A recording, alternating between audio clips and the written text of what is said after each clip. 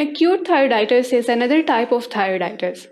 As the name is indicating, acute means sudden and of short duration. So this acute thyroiditis is sudden in onset and it is of short duration. And as acute is also related to the severe. So this type of thyroiditis is severe, cause severe pain and severe symptoms in the patient who is suffering from the condition.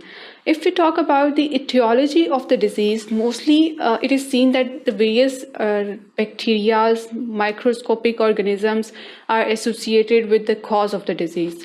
However, the most prominent of them are the Streptococcus or Staphylococcus. These are the two bacteria that can commonly cause the acute thyroiditis. Then there can be the pneumococcus bacteria. There can be the fungal infection that can lead to this disease, and cytomegalovirus also can be the reason.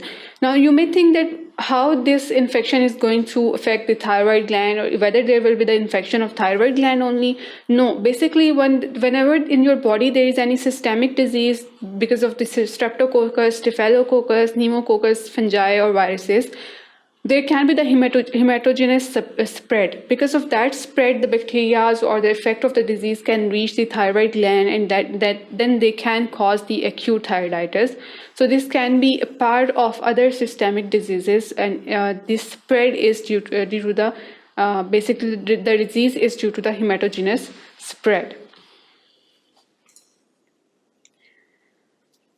Coming to the clinical features of the disease, as I told you that the clinical symptoms are severe, short duration, but severe in presentation. The patient may suffer from the fever, and there can be the chills, fever, and the chills can be at the same times, and then there can be the malaise. The patient may suffer from the malaise and painful swollen neck.